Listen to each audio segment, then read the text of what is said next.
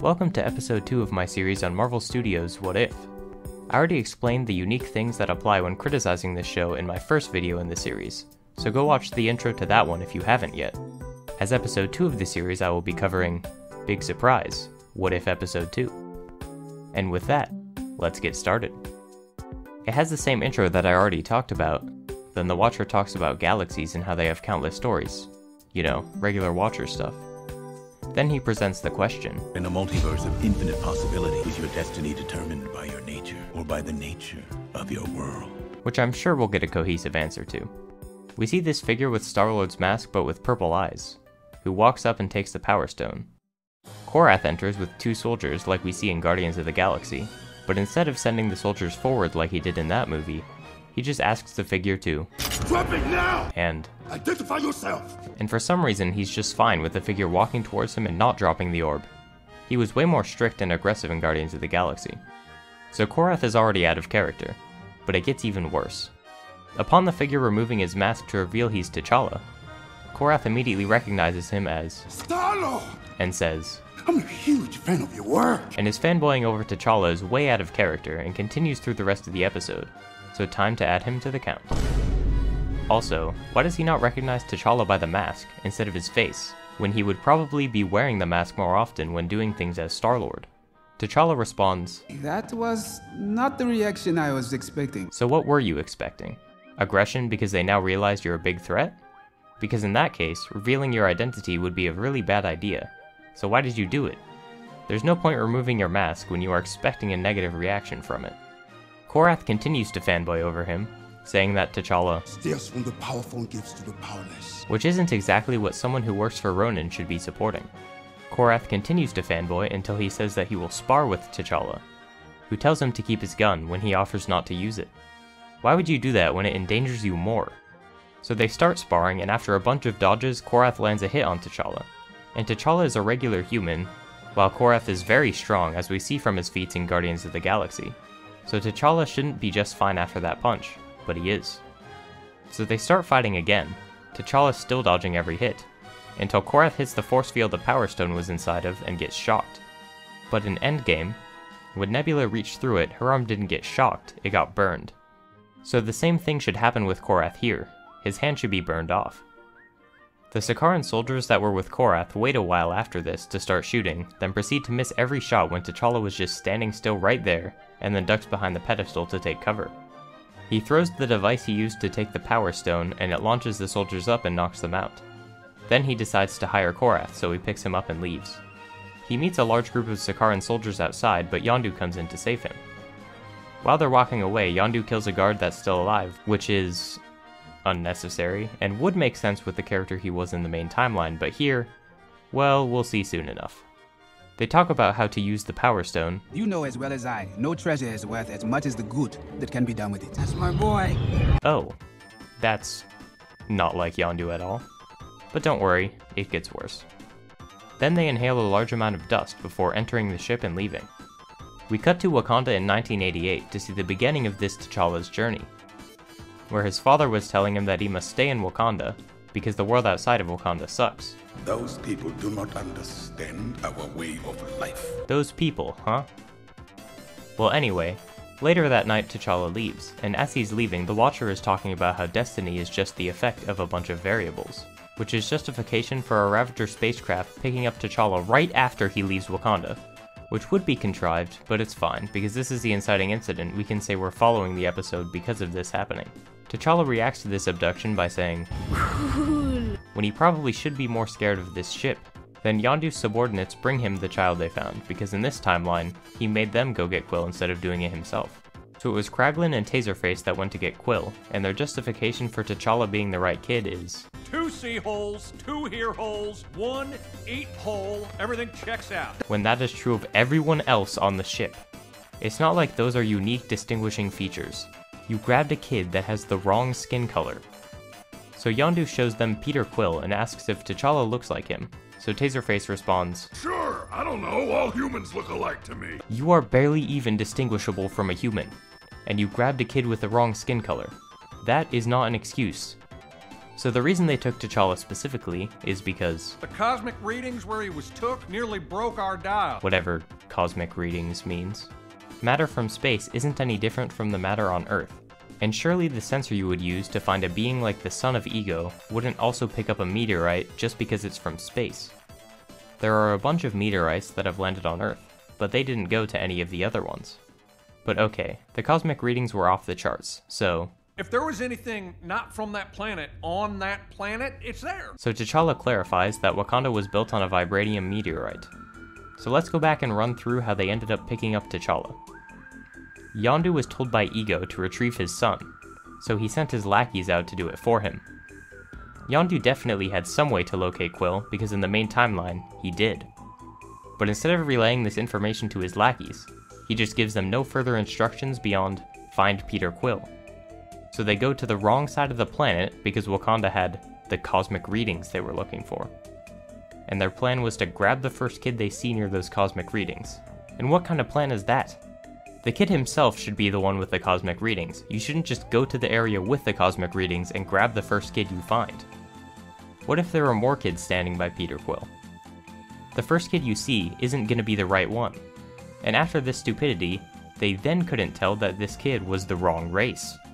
They didn't even bother to ask him what his name was in case he wasn't Peter Quill.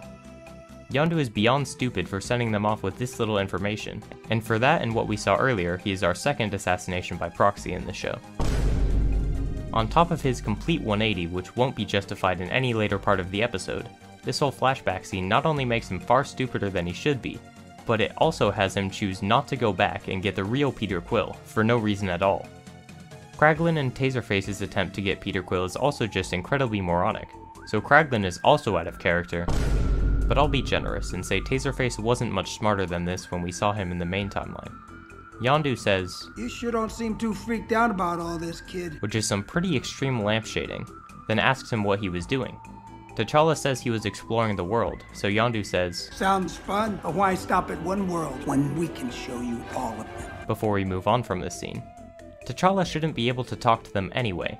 Peter Quill in Guardians of the Galaxy has a translator implant, which is why he can talk to anyone across the galaxy. They don't just all speak English. Also, instead of going back to find the actual Peter Quill, they keep T'Challa, who throughout this whole scene didn't ask to be brought back either. Man, that flashback was awful. We go to 20 years later and they're at a club of some sort. Korath continues to fanboy over T'Challa, and Yondu says, Never hurts to hurt a Skrull, right? but the twist in Captain Marvel was that they're good guys, so that doesn't exactly make sense. I guess Yondu is just racist? Speciesist? I'll stick with racist. When Korath asks how he stopped Thanos, Thanos steps in and says, this.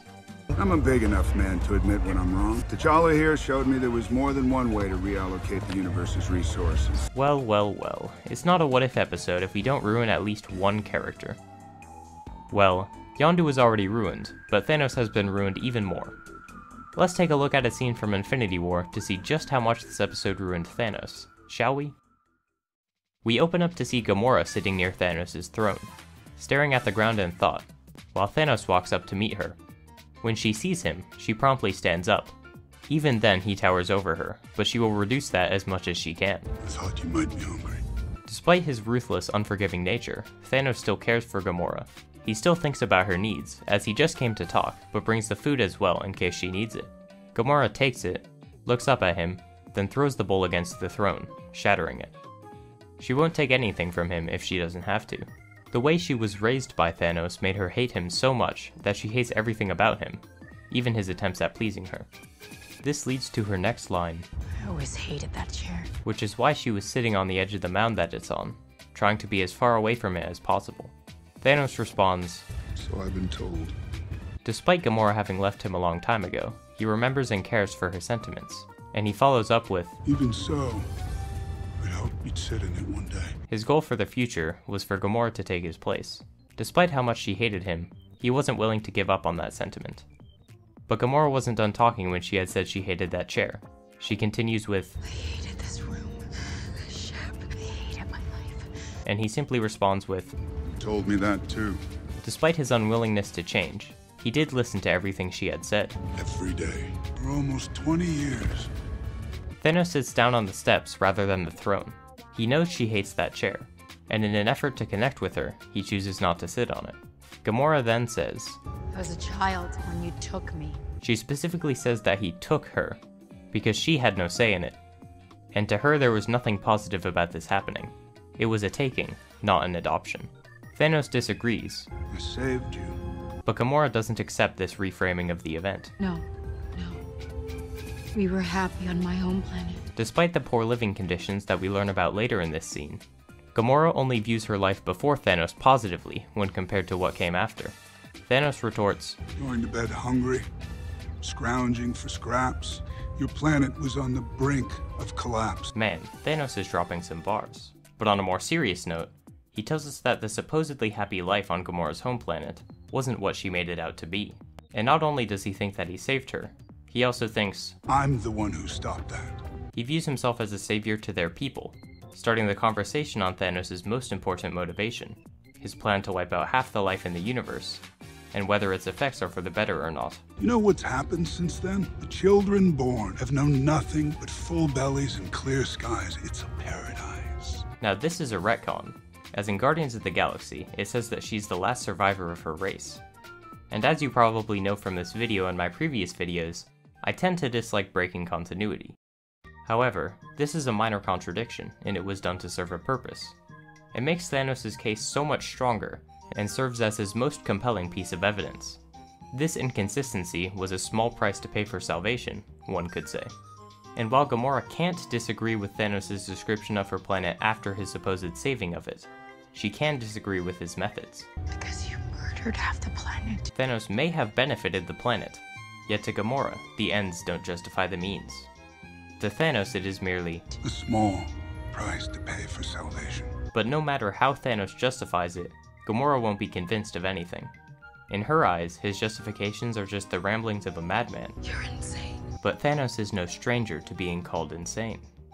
He continues on calmly, as to him his plan is completely logical. Little one, it's a simple calculus. He believes in his plan so strongly that he can use simple math to justify its necessity. This universe is finite, its resources finite. If life is left unchecked, life will cease to exist. His home planet Titan dying out showed him this, while the thriving of the planets he halved the population of showed the effectiveness of his solution. It needs correction. Gamora responds, You don't know that! which clearly annoys Thanos.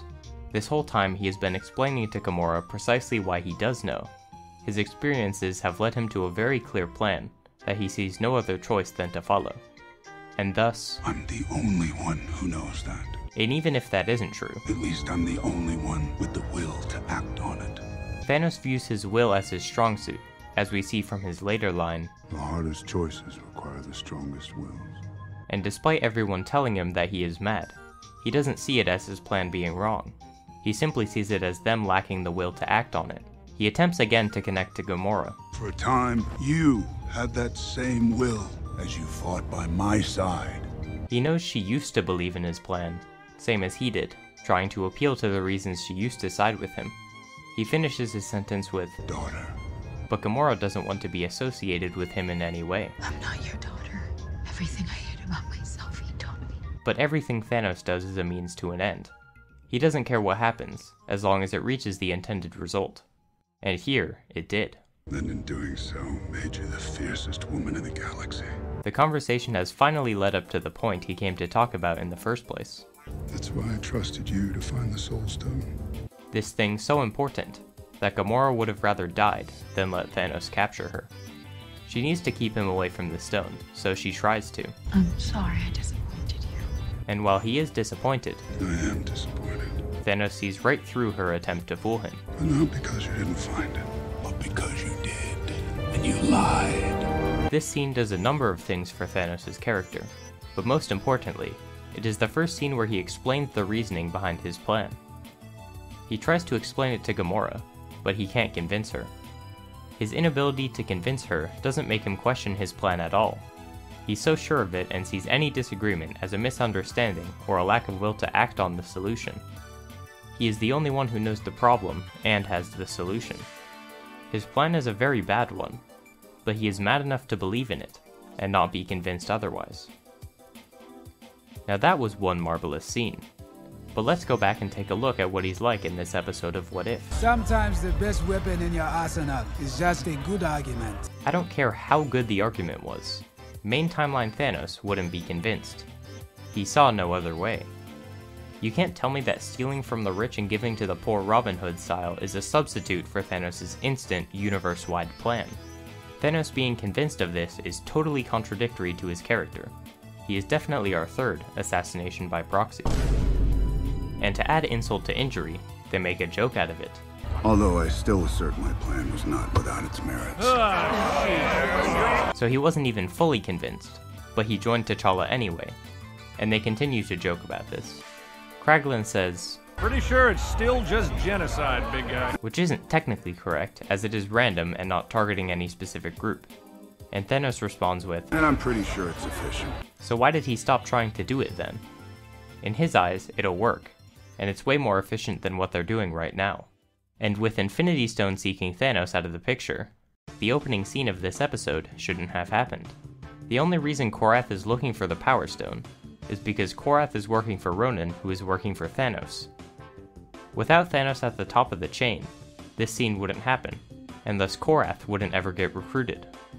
But that scene happened anyway, I guess, because it's recognizable and we for sure needed Korath in this episode so we could turn him into a T'Challa fanboy. T'Challa goes to get a drink from the bar, and Drax is the bartender. They talk and Drax isn't out of character here, he's fine. But Drax says, You saved my home world from a Kree invasion. so Star-Lord directly stopped Ronan. Shouldn't Korath and the soldiers at the start have taken issue with that and immediately tried to kill him? Then Nebula walks up and we cut to a conversation between the two of them. When Nebula mentions the big guy, and T'Challa asks her if she means Thanos, she says, He's lucky I call him the big guy. which is a dumb line, because he is literally a very big guy. Nebula asks if T'Challa ever thinks of going back to Wakanda, but he says that when he was young, Yondu attempted to return him to Wakanda, but it had been destroyed. We'll come back to that story later. Then Nebula says she has a job for him. We then see Nebula presenting the information the Ravagers need for their next mission, which they're doing in order to get the Embers of Genesis, which, with a single ounce, You can heal a dying planet in minutes. and there is enough to... Feed billions of people on millions of worlds. Hold up, why hasn't this come up in the main MCU? I feel like this would be incredibly useful for anyone who wants to do any sort of good at all. Especially Thanos, because it solves resource depletion incredibly easily, no Infinity Stone collecting or wiping out half the universe's population needed. Thanos and Nebula talk, which leads to Nebula being his adopted daughter coming up, which brings up some questionable continuity. So Nebula doesn't have as many technological parts as she ends up with in the main timeline, but she does have one around her eye. This means that she lost at least one fight against Gamora, which means Gamora was adopted by Thanos in this timeline. So that means that when Thanos switched sides to join what is essentially the Guardians of the Galaxy but better, and Gamora was still helping him with his cause, she chose to run off instead of joining them. I mean, it's not impossible, but it's strange, and Gamora isn't ever brought up in this episode despite being the most important thing to Thanos other than his plan that he has given up on here. Anyway, these embers are held by... The Collector? As in the most ruthless kingpin in the intergalactic underworld? Yeah, he doesn't exactly seem like the type, but it's not the biggest jump in the world, I guess, considering Thanos is gone, and he filled the opening Thanos left, as Thanos himself explains. Yondu storms off because he doesn't want to get involved with anything involving the Collector, so T'Challa goes to talk to him. They talk, showing even more how Yondu is completely 180'd from his previous self with no actual justification other than T'Challa convinced him, I guess. They mention Robin Hood, which is a story T'Challa probably shouldn't know about considering Wakanda's isolationism.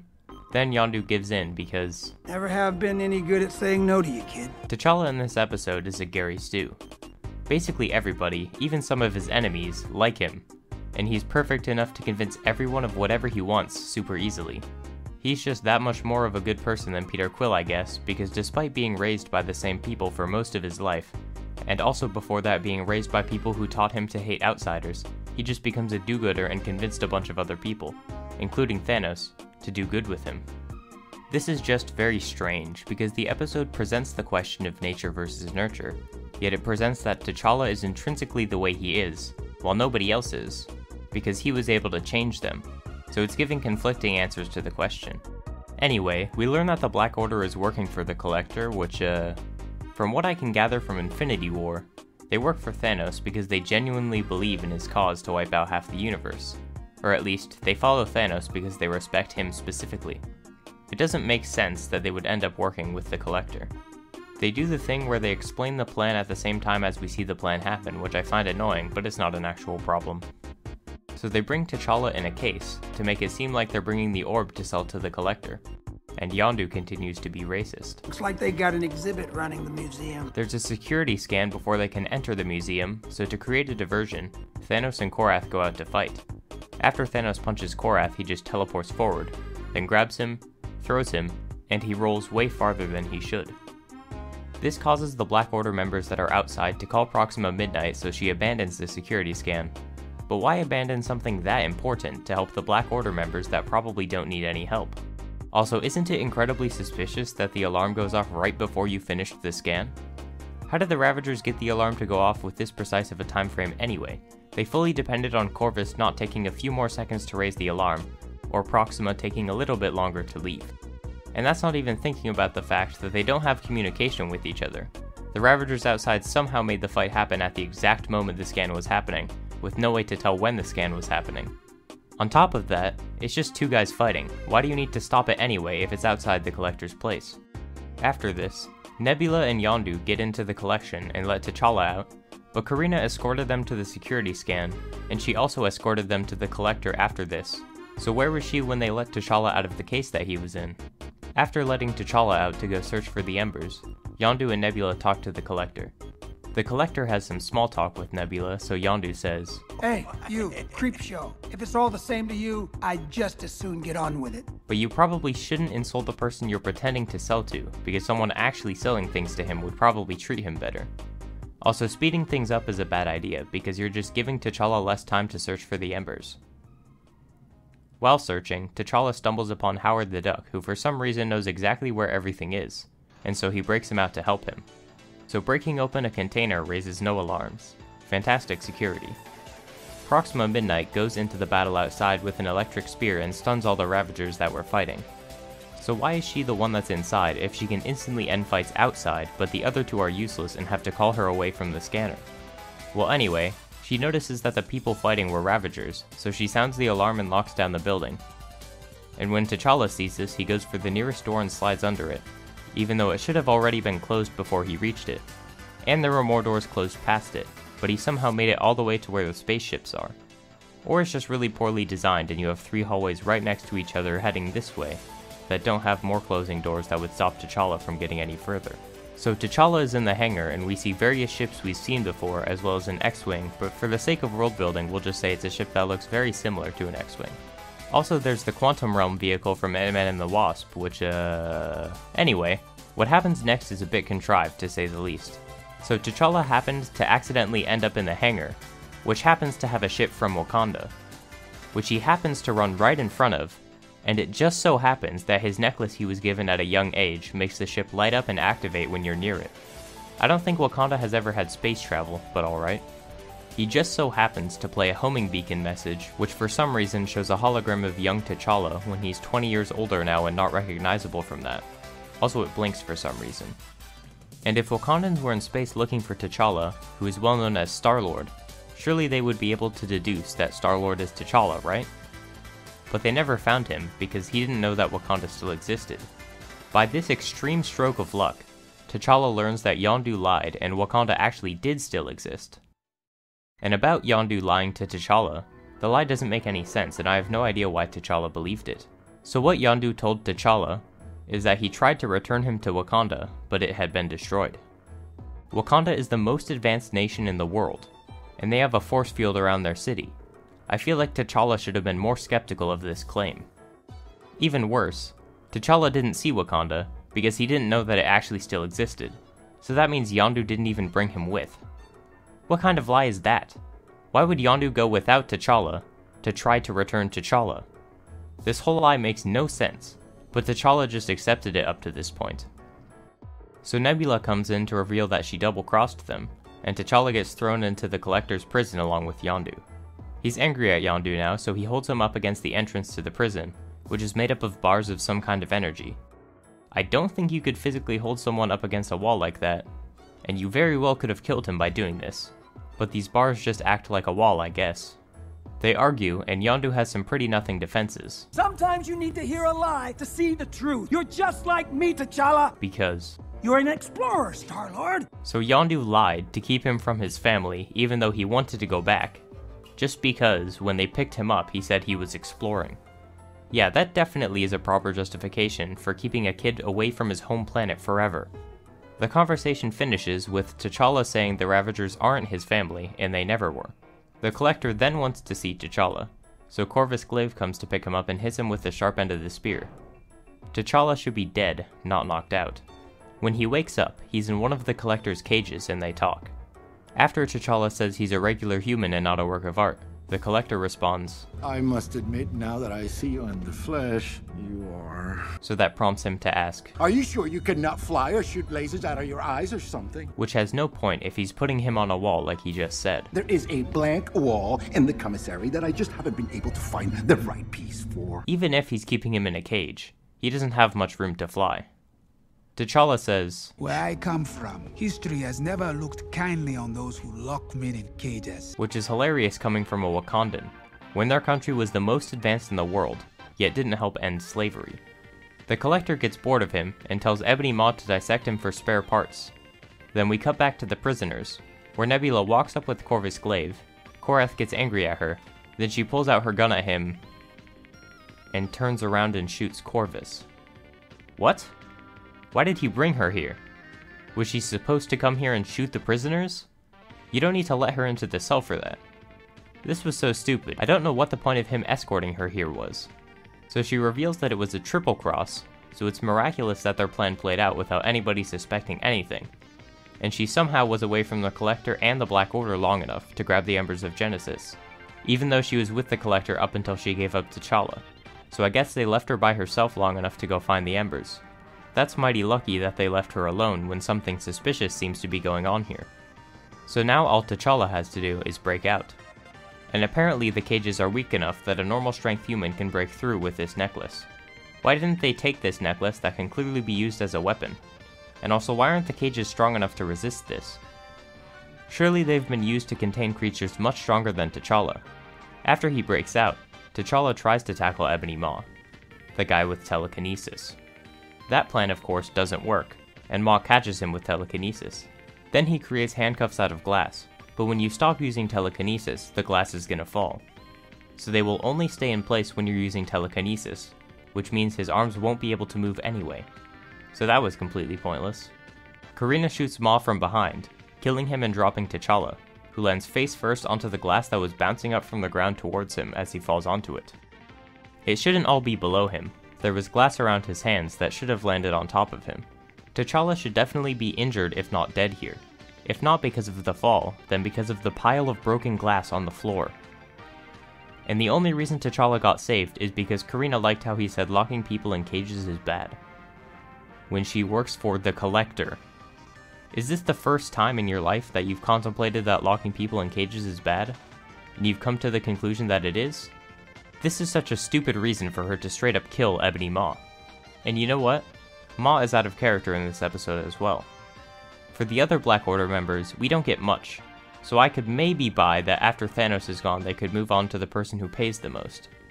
But for Ebony Maw, we can clearly see he has immense respect for Thanos. My humble personage bows before your grandeur. And clearly believes in what he is doing. The universal scales tip toward balance because of your sacrifice. And not only that, he does the stupid glass thing for no reason, and he gets snuck up on and killed, when in Infinity War, he is incredibly attentive to his surroundings. Maw isn't quite assassinated, but he is for sure out of character. And their plan relied on T'Challa soloing Maw? They couldn't have possibly expected Karina to turn on Maw like this, so he was supposed to break out and get past the guy with telekinesis despite having no weapons or thrusters. I'm not sure why you would have expected that to work out. While T'Challa is running away, he just so happens to run right in front of the Collector despite the collection being massive, and because of that gets hit in the face with a Krogan fist by the Collector. and despite getting knocked this far away, he's completely fine. He lands a few hits on the Collector which do nothing. Then he takes a way harder hit and is still conscious and alive. Then the Collector brings up his weapons collection and how did he get Cap's shield, which was frozen in ice in an unknown location at the time? And Mjolnir? I guess they could be replicas, but the Collector isn't the type to have replicas in his collection. Everything he has is the real deal. Well anyway, he pulls out Hela's crown, even though Hela is locked in Hell. So somehow, T'Challa becoming Star-Lord led to Hela being let out of Hell. Sure. He proceeds to say, That woman had taste. Had? Past tense? So even worse, she somehow got killed, presumably by the Collector himself. And it can be used by normal people, I guess. It's not her power as a god that allows her to summon the swords. And the Collector misses every single sword until he gets T'Challa in a way that pins him but doesn't kill him. How lucky. We cut to the rest of the Ravagers running, and the Sakaran soldiers chasing after them are useless. They don't shoot until way later than they should, and when they do shoot, they just miss, even when Thanos is just standing still. They all walk right up to Thanos in clumps, despite having guns, so he knocks them all out. Then he starts fighting with Cole and Proxima. Then we cut back to the Collector and T'Challa, where Yondu breaks Hela's crown with an arrow. He breaks a god's weapon with his arrow. It probably should be a lot more durable than that. It just gets hit once and is cracked all over. But it's unusable now because of that one hit, I guess. When he uses the arrow on the Collector, he goes for his metal plating twice instead of the skin, where he would have immediately killed him. And both of these attempts were right at chest level, so the Collector has an opportunity to catch and break it. Great strategy, Yondu. We then go back again to Thanos, and for some reason while Cole and Proxima are fighting him, Proxima doesn't use the electric attack that immediately knocked him out earlier. Nebula comes to save Thanos, shoots Proxima, then gets grabbed by Cole. So she shakes the vial with the embers at Cole, and only 5 specks come out of it, when from the way she did that, all of it should have gone out. But they go into Cole's mouth and cause a giant plant to sprout up from the ground, which is strange considering they didn't go into the ground, they went inside of him. And a stalk conveniently sprouts up to knock Proxima away. Then another one conveniently sprouts up under Thanos and Nebula, so Thanos gets close enough to the ship to perform a way too far jump directly to its open door so that they can leave. He was just on the ground because he got beat up by Cole and Proxima, and Nebula had to help him up. Now he's able to do this insane jump? I don't think he could even do this jump uninjured. This place has normal gravity, and we never see him jump even close to that much when that's the case. They took the Embers of Genesis without paying. I wonder if the Collector is going to get reimbursed. We cut back to him, and he's fighting Yondu, then T'Challa pulls out the sword and punches him, even though he had an Asgardian goddess of death's sword at his disposal. While Yondu and T'Challa are fighting him, the Collector knocks them incredibly far back and T'Challa is still fine. The Collector waits for T'Challa and Yondu to talk, then Yondu rushes him, gets beaten up, but somehow managed to get the controls off the Collector's arm without him noticing, and then teleports away. So T'Challa turns into Captain Falcon and knees him into the cage, then Yondu closes it. Show me your moves!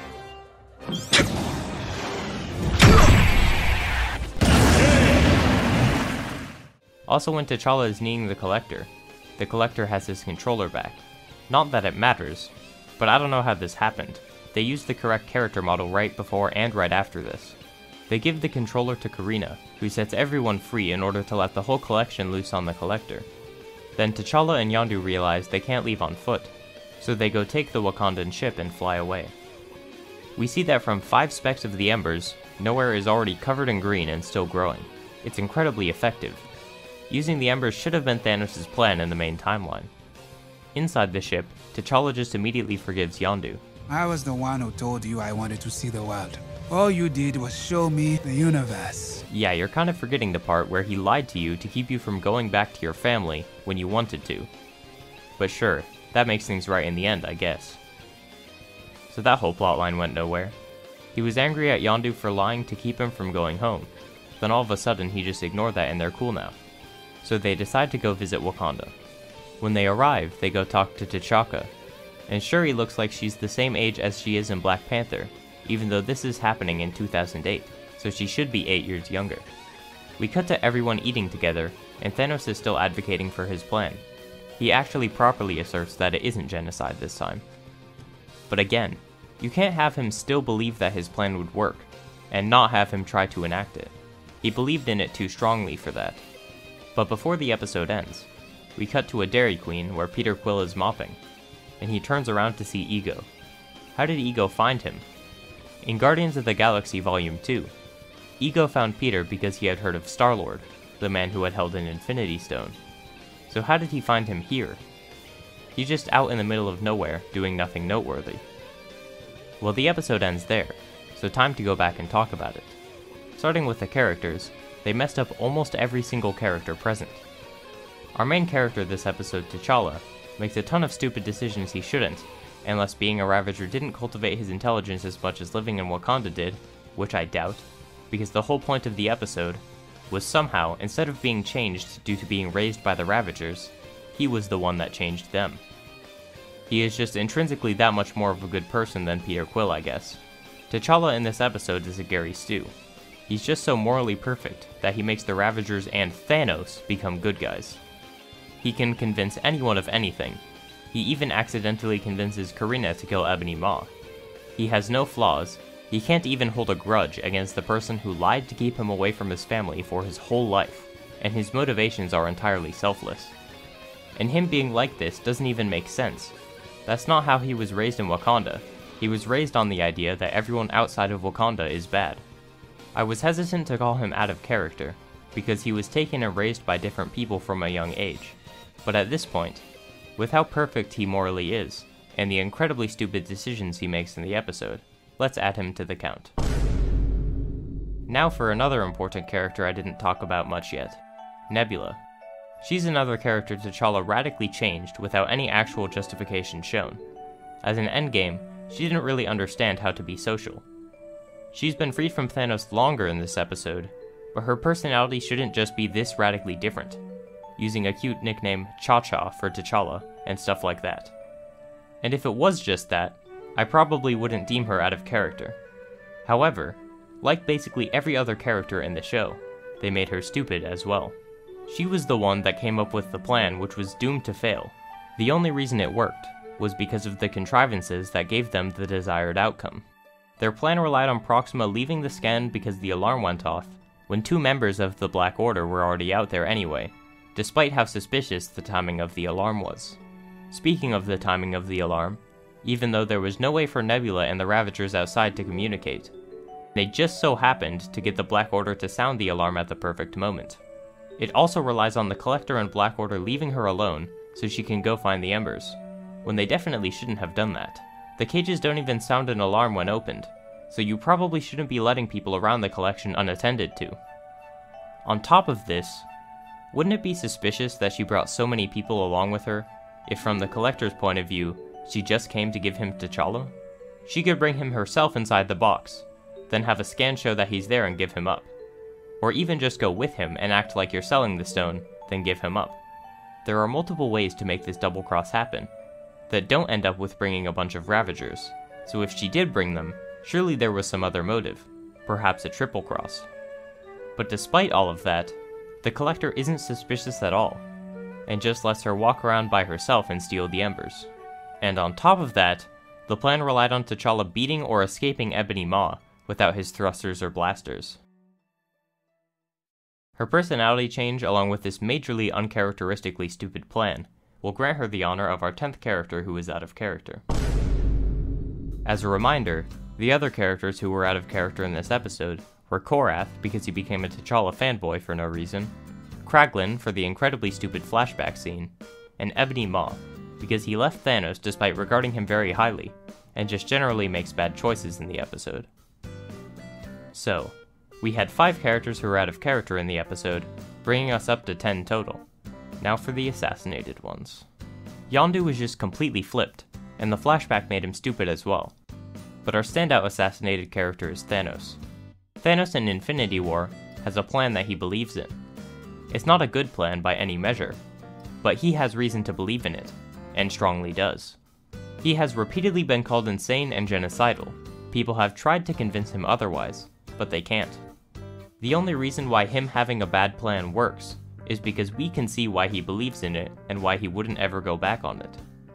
In this episode, T'Challa argues him out of it. And it's not even a good argument. Thanos says that T'Challa showed him there's more than one way to reallocate the universe's resources, but it doesn't solve his goal even close to as fast or with as wide of a scope. Yet another ruined character, and by far this episode's worst. The rest of the characters do nothing or have questionable stuff, like the Collector becoming the Kingpin, the Black Order following him with no explained reason, and the awful security system they designed for the museum. But moving on from the characters, we have the plot, which isn't doing so great either. It starts with a scene that shouldn't happen because Thanos isn't searching for the stones anymore. Then we have the flashback, which is just awful because nothing that leads to T'Challa getting captured makes any sense. And the rest of the plot is the heist, which is problematic in a lot of ways. They just happen to sound the alarm at the right time with no way to coordinate. Cages don't sound an alarm when broken into. T'Challa happens to walk past a Wakandan ship, which for some reason is still active, and activates when the thing he was given as a child is near it. And of course, all of the action is nonsense. Even something as simple as Corvus knocking out T'Challa was messed up. T'Challa tanks an insane amount in this episode, including landing from high up on shattered glass, and a ridiculous amount of hits that sent him flying. And before you say he can tank this because he has the Black Panther serum, he didn't have it as a kid, so he wouldn't have it here either, he's just a regular human. There's a ton of plot armor for the other characters as well. Along with that, the way the Embers work is incredibly convenient. The world building is also incredibly bad. The Collector takes over the galactic underworld with no real explanation given. He presumably killed Hela somehow, or someone else did even though she was sealed away. He got impossible items into his collection, and in general has terrible security everywhere. The Embers of Genesis are also horrendous world building. If something like this exists, there's no way it never got brought up in the main timeline, especially because it's a great way for Thanos to help every planet, as well as something that heroes should be after, so that they can use it to help people. Oh yeah, also Wakanda has space travel in 2008 for some reason. Compared to episode 1, not a lot happened in this episode. There's a lot of conversations that get drawn out, resulting in the majority of what actually happens in the episode being this one heist, which is terrible in a ton of ways. Yet another failure on all fronts. Nearly every character was handled poorly, and the plot and world building weren't thought out very well at all. My score for this episode is going to be yet another 2 out of 10. There's nothing redeeming here, and way too many problems. In terms of the ranking, I'm gonna be putting this one below episode 1. Episode 1 was a lot faster paced, and because of that it had more problems. But the problems in this episode were too severe for me to put it above episode 1. The Embers of Genesis are awful world building, the plan is awful, and this episode assassinates 2 characters instead of 1. That's all I have for today, so stay tuned for when I make it to episode 3, which might not be as bad as these 2, we'll see. And as always, thanks for watching.